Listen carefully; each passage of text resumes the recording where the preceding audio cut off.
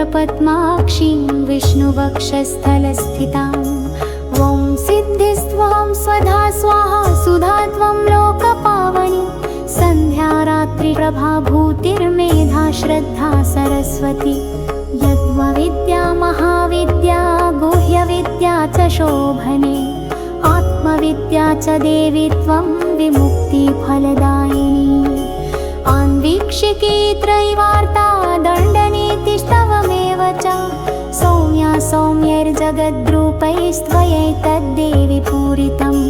का त्वन्या त्वामृते देवी सर्वयज्ञमयं वपुः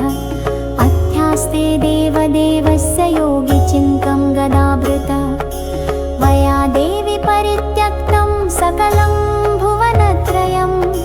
विनष्टप्रायमभवत् त्वयैदानीं समेधितं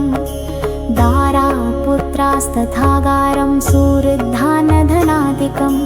भवत्ते तन्महाभागे नित्यं त्वद्वीक्षणान्द्रणं शरीरारोग्यमैश्वर्यमरिपक्षक्षयसुखं देवि त्वद्दृष्टिदृष्टानां पुरुषाणां न दुर्लभं त्वमम्बा सर्वभूतानां देवदेवो हरिष्पिता त्वयैतद्विष्णुना चां जगद्व्याप्तं चराचरं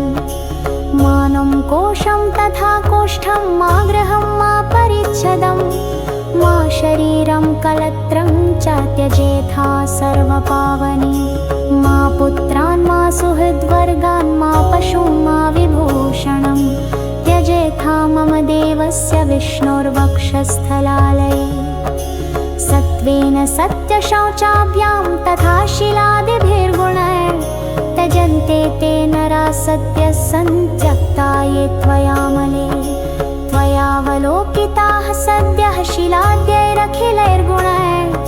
कुलैश्वर्यैश्च युज्यन्ते पुरुषा निर्गुणा अपि सश्लाघ्यः सगुणी धन्यः सकुलीनः स बुद्धिमान् स शूरः स च विक्रान्तो यस्त्वया देवि वीक्षितः सद्यो वैगुण्यमायान्ति शिलाद्याः सकला गुणा पराङ्मुखी जगद्धात्री यस्य त्वं विष्णुवल्लभे न ते वर्णयितुं शक्ता गुणा जिह्वापि वेधसः प्रसीद देवि पद्माक्षि नास्मास्त्याक्षीः कदाचन एवं स्तुता ददौ श्रीश्च वरमिन्त्राय चेप्सितं सुस्थिरत्वं च राज्यस्य सङ्ग्रामविजयादिकं सुस्तोत्रत्र पाठश्रवणकर्तॄणां भुक्तिमुक्तिदं